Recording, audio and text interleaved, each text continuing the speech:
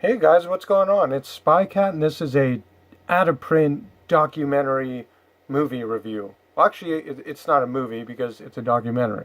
I don't think it could be a movie and a documentary. But Grizzly Man Diaries is a movie and a documentary because it has a rating. Who cares? Anyway, guys, last night I popped this documentary in. It's out of print. Decided to watch it last night because I didn't want to really watch a whole movie, so I just popped in this 50-minute documentary about the Amish community, Amish people, and it was really good. That's why I'm doing this little documentary review. Really surprising. It taught me a lot of things about the Amish community I never even knew. I'll just read the back of it for you guys. Given the choice, how many young people would endure 18th century religious strictures when they could indulge in 21st century pleasures?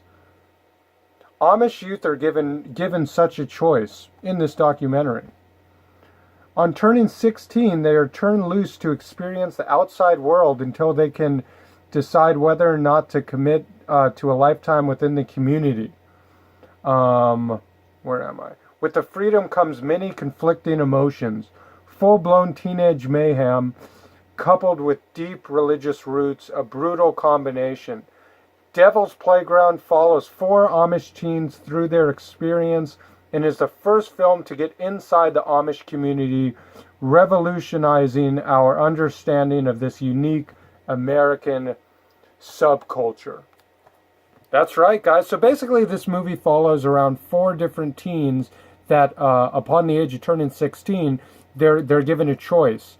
They can go out in the world and see how it is. They're actually able to party, drink, do a couple of the kids that are released from the Amish community at 16. They're basically released into the world. All of them start partying. All of them are drinking. They're smoking.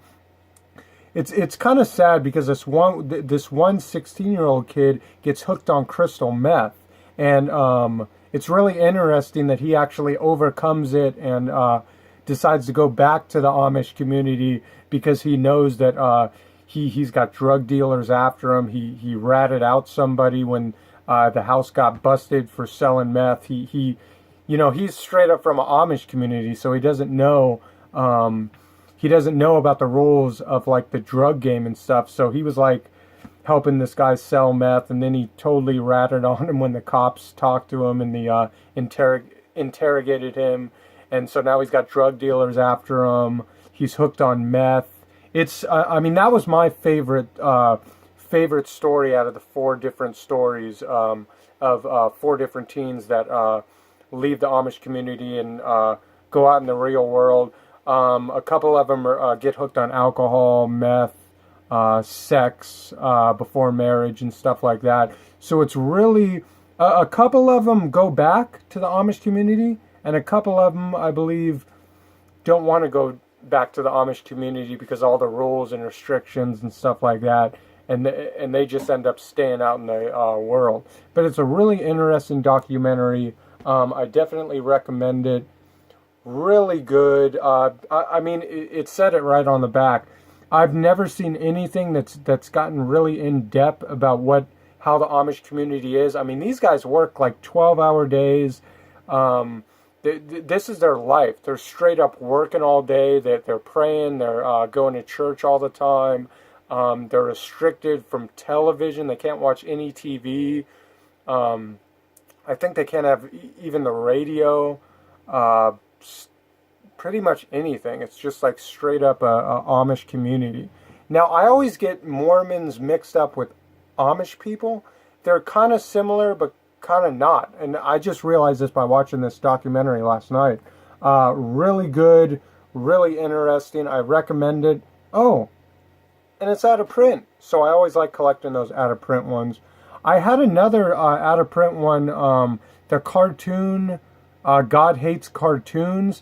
I ended up taking that one back. It was the corniest, stupidest thing ever. I'm mad I spent $10 on this, but this documentary that's out of print that I spent about probably $5-10 for is definitely worth watching. Surprisingly, it shows a lot of, it's almost like intervention because it shows these people doing meth and you know, they're smoking weed and they're drinking and they're having sex out of marriage, and it just shows how a couple of them don't. A couple of them do get addicted to the world after being so restricted in this Amish community, but it it's a good documentary. I recommend it. You're gonna have to. I bet you could probably find this thing on YouTube. I'm not sure, but definitely look it up. If you can't find this movie, look it up online. I'm sure you could watch it somehow online. Pretty interesting. This documentary right here. But that's it for this short little what I watched last night, and I definitely recommend this movie or documentary, whatever. Pretty good stuff in here. Pretty good stuff. And it's funny how that they make these women dress. I was tripping off the hats, the bonnets, I guess they're called, that they have to like. It kind of reminds me of like Marge Simpson or something. You know what I mean? With the hair, the hair is like so up. These women put their hair up, but then they wear this weird. I don't know. It's weird. I don't think you need to do all that just to please God. But that's the interview, guys. I mean, that's the review. I mean, that's the review of the out of print documentary that I have. Devil's Playground. See it, watch it, download it. Watch it on YouTube, download it, buy it in the store. If you can't buy it in the store, I don't know, find it online or something. See you guys next time.